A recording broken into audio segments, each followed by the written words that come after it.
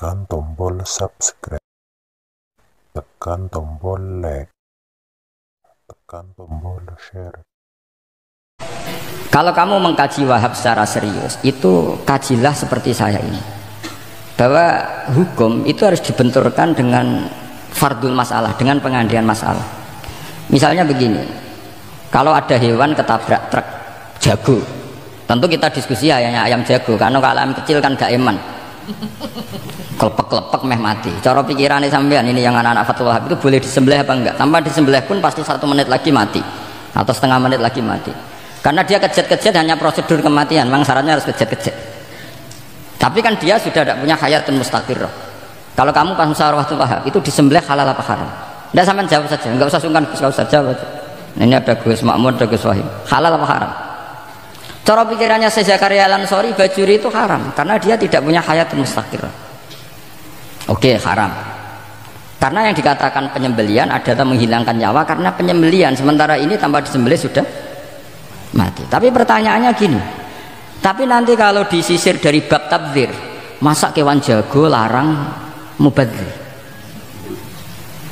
Maka menurut mazhab Imam Malik, pokoknya keceluk di nyawa, angger keceluk di nyawa disembelih ya halal karena jenenge nyembelih hewan yang masih hidup, senajan tau wis kecet. Kamu milih mazhab Maliki apa Syafi'i? Ini ayam jago loh, bukan ayam kecil.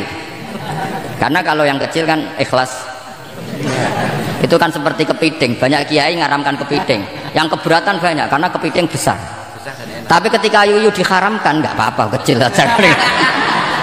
Padahal ilatul hukmi sama, kira-kira kepiting sama yuyu, tahu sama yuyu? Itu kehidupannya sama nggak? Gaya hidupnya sama apa enggak? Sama. Tapi ketika kepiting itu ada perdebatan, yang setuju halal banyak karena iman rasanya. Tapi ketika yuyu dikatakan haram, ada nggak yang protes? Tidak ada, ikhlas semua kayaknya. Ini ahli fikih apa ahli nafsu gitu.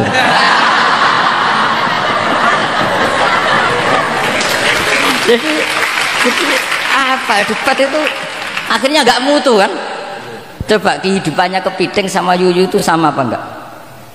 Sama. Kenapa kepiting mukhtalaf alaih kalau yang yuyu hampir semua kiai meyakini haram? Kenapa? Sama. Saya tuh pernah betul ngalamin, saya mau pas jalan-jalan sama putri saya, ada ayam jago ditabrak truk gitu. Sudah kejut-kejut, tanya orangnya, Gus ini halal enggak? Saya bilang untuk kamu halal. Lama-lama orangnya penasaran, kok untuk kamu, untuk hukum kok ada untuk kamu untuk... Akhirnya tanya, gak Gus mestine iku piye? Kon tak haramno ya ora siap, wong kon iman nggih Gus bener.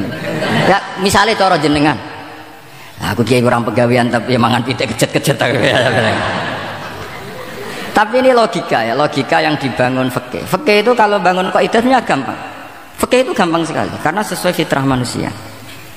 Misalnya fikih itu kadang saya baca itu ya tertawa. Coba orang wajib mandi karena keluar mani. Ya sudah keluar mani wajib mandi. Sebetulnya keluar anak itu tidak ada hadisnya, nggak ada dalilnya. Tapi wajib mandi orang nifas itu karena keluarkan anak. Itu orang-orang fikih yang masih asli itu kalau bilang ya li anal walada maniyun munakidun. Ya. Kadang-kadang sembrono. Ya enteng saja. Mbah jenengan tak nonton tenan kok ngendikane gitu. Li anal walada maniyun munakidun. Jadi sampean itu ya maniyun munakidun. Jadi khurujul mani itu ya punya far'ul hukmi yaitu khurujul walad. Sama-sama yujibul husla. Karena sama-sama apa?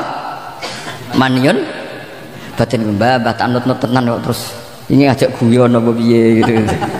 Dan ulama itu memang rileks. Ketika Syekh Zakaria Al-Ansori membela mazhab Syafi'i, yaitu dalam konteks tahur, kita tahu kan kalau ghafir itu mengampuni, kalau sering mengampuni disebut ghafur. Syakir orang yang terima kasih, kalau sering syukur disebut syakur. Sehingga rata-rata sifatnya Allah itu ikut sifat mubalaghah, wahhab, faul ya. Ya kan itu aturannya gitu kan, fa'alun aw mif'alun aw fa'ulu fi kasratin an fa'ilin badil. Nah logikanya kalau wa anzalna minas sama ima'an tahura, artinya kalau nak maknani gini, wa anzalna lan nurono ingsun Allah minas sama isanging langit nurono ma'an ing banyu tahuron kang iso nyucikno bolak-balik. Karena faul adalah untuk lil kasroh atau lil mubah, harusnya nggak ada mustakmal. Maka saya sering kadang balelo, enggak nggak ada mustamalan karena wazannya faulan tohuron. Tapi Imam Zakaria Al-Ansari, Zakaria Al-Ansari bela-bela madzhab Syafi'i, kata beliau ya'ti faul bima'nal alat, kayak sahur lima yutas saharubi. Tapi ya agak-agak takalluf, agak-agak apa? Termasuk takallufnya lagi Zakaria Al-Ansari, atau faul bima'na takrir atau mubalaghah fi udwin wahid. Di sini biasanya baca udwin apa udwin enggak tahu saya, pokoknya bacanya 2 kali enggak apa-apa. Umumnya apa? Udwin ya. Ya sudahlah, ikut partai sampean saja. Saya ini agak grogi, saya pakai madzhab Peloso harus ikut guru apa madzhab sarang yang nggak harus ikut tapi akhirnya salah, nggak tahu saya, karena kata Mbah Mun gitu kalau membela diri, nak ngaji ning Peloso Lirboyo murid kudu maknani ya apik ben murid roh makna, tapi nak sarang gak oleh dimaknani. Kesarang ketika dinyek al ilmu sayyidun wal kitabatu qaiduhu qayyid apa suyudaka fil hibalil wasiqah, kata beliau, tapi nak naline kakean ya mati padha wae. Itu karena itu tadi itu guyonan ya, guyonan manhaj.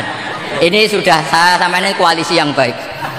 Karena saya punya madzhab sarang, sama punya madzhab Peloso, harus sama-sama konsisten dengan madzhab masing.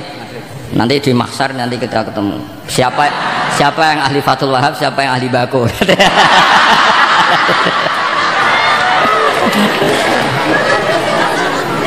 Nah, pikirannya Fathul Wahab kalau sampean khatam betul itu untuk takrir tapi fi udwin wahid, yaitu air yang sudah mensucikan ini misalnya masih bisa mensucikan ini, yang bisa mensucikan asal masih fi udwin wahid. Ya sudah, di situ saja takrirnya atau mubalaghahnya di situ, bukan ke anggota yang lain. Oke, itu meskipun agak, tapi Imam Malik dan semua ulama hampir mengatakan tohur itu ya tetap di kasrotil istimal, artinya ya sudah bisa takrirut tathir. Tapi yang bilang tathir digugat lagi, digugatnya gini, tohur itu mubalaghah dari tohir bukan dari mutohir. Ini kalau sampean fasul masail, sampean nggak pernah tahu fasul masail sedetail ini, nanti diulang lagi khatamannya. Tohur itu bukan mubalaghah dari tohir tapi dari mutohir. Padahal bahasan kita tentang tathir bukan tentang tuhur. Sampean mikir toh? Mikir apa gak paham? Nggak usah dijawab apa diterangkan?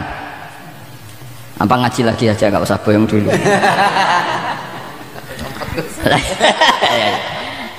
Nah, kemudian akhirnya ulama mulai mikir bahwa la makna li tahiriyah illa dengan fungsi tahuriyah. Tidak ada gunanya disetatuskan suci kemudian tidak berakibat mensucikan, karena ini air masih murni ma'un mutlaq. Kecuali kayak teh kopi berstatus suci tapi tidak mensucikan. Tentu ma'an tahura di konteks itu adalah tohir mutahhir, karena contohnya air mutlak bukan kopi. Berarti meskipun tohur itu dari mubalaghah tohir tapi maknanya mutahhir, itu perdebatan. Akhirnya apa? Orang itu menjadi cerdas, terutama di era Ibnu Hajar Al-Haytami, karena beliau ahli fikih. Beliau itu cerdasnya Masya Allah. Tapi apapun itu beliau tetap manusia, kecerdasannya kadang berlebihan dalam aturan yang dipatok madzhab Syafi'i, termasuk mensyaratkan Jumatan harus orang 40. Sekarang pertanyaannya gini, sama tak beri pertanyaan, harus bisa jawab meskipun salah nggak apa-apa, saya butuh jawaban nggak butuh benar, karena sudah tahu mesti agak salah itu nggak apa-apa. Ketika ada satu kampung yang orangnya tidak sampai 40 dan mereka ingin Jumatan, menurut kamu itu harus Jumatan, apa boleh Jumatan, apa harus duhur? Apa ya Jumatan ya duhur? Masyarakat gak mau biasanya. Tidak, harus Jumatan, boleh tidak Jumatan, apa harus duhur? Apa nggak perlu ada hukumnya, ben karepmu. Nah, di kitab-kitab I'anatut Thalibin Sayyid Abi Bakar Sato itu beliau ngendikan kamu harus tetap Jumatan meskipun jumlahnya belum 40. Karena apa? Madarat tarkil Jum'ah itu lebih ngeri ketimbang mensyaratkan 40 yang asal usul dalilnya itu tidak jelas.